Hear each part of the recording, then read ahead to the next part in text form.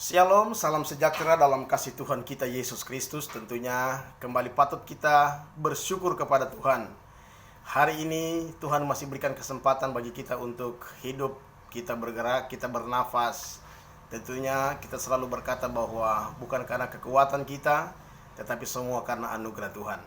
Hari ini merupakan hari yang spesial bagi kita, di mana sebagai orang Kristen kita memperingati hari di mana Kristus mati bagi kita. Ada begitu banyak orang yang menyepelekan tentang peristiwa kematian Kristus. Ada begitu banyak orang yang memandang peristiwa salib, kematian Kristus itu adalah sebuah cerita-cerita yang biasa.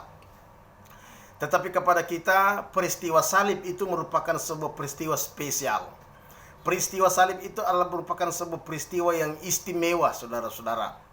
Saya teringat ada sebuah ungkapan Rasul Paulus dalam 1 Korintus pasal yang pertama, ayat yang ke-18. Dia berkata bahwa sebab pemberitaan tentang salib memang adalah kebodohan bagi mereka yang akan binasa. Tetapi bagi kita yang diselamatkan, pemberitaan itu adalah kekuatan Allah. Nah, saudara-saudara, ada dua pandangan yang begitu berbeda tentang peristiwa salib. Ada orang yang memandang salib itu hanyalah merupakan sebuah cerita yang biasa, yang tidak punya makna. Tetapi hari ini kepada kita, peristiwa salib adalah sebuah peristiwa yang sangat-sangat spesial. Peristiwa salib adalah peristiwa yang istimewa, saya katakan tadi. Kenapa? Karena dalam peristiwa salib, Alkitab catat ada kekuatan Tuhan.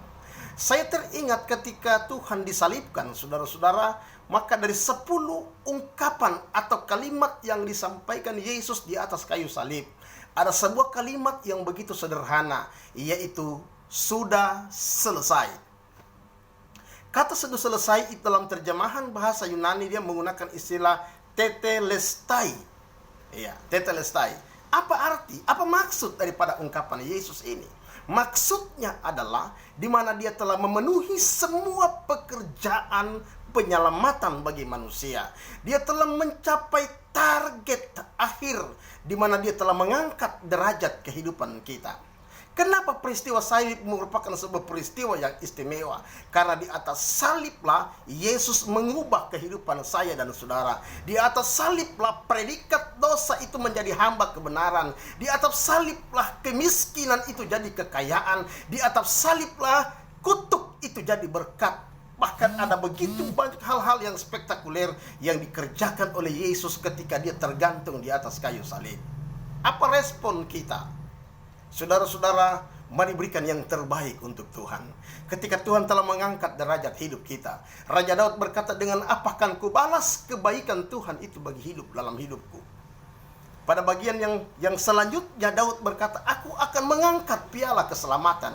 Aku ingin membayar nasarku di hadapan Tuhan, di depan seluruh umat. Ketika kita menikmati kebaikan dan anugerah lewat peristiwa salib, kita ingin membalas kebaikan Tuhan dengan cara kita mengangkat piala keselamatan. Apa maksud dari mengangkat piala keselamatan? Mengangkat piala keselamatan artinya itu kita ingin memproklamirkan kepada dunia bahwa kita adalah orang-orang yang dimenangkan oleh Tuhan. Bicara piala, bicara kemenangan. Bicara piala, bicara pertandingan. Karena hari-hari ini kita adalah sebuah arena, adalah sebuah pertandingan. Kalau kita merasa orang-orang yang telah diangkat derajat hidup kita, mari kita mengangkat piala keselamatan dengan memproklamirkan kepada dunia bahwa kita adalah orang-orang yang telah dimerdekakan oleh Tuhan, bahwa kita adalah orang-orang yang telah dimenangkan oleh Tuhan. Aku akan membayar nasarku, kata Daud, di depan seluruh umat. Nasar kita harus bayar. Janji kita, sekali anak Tuhan tetap anak Tuhan, sekali pengikut Kristus tetap pengikut Kristus. Situasi boleh berubah, sistem boleh berubah, tetapi janji firman tidak akan pernah berubah dalam kehidupan kita, kekal untuk selama-lamanya. Tuhan Yesus memberkati kita semua di hari ini. Haleluya, haleluya.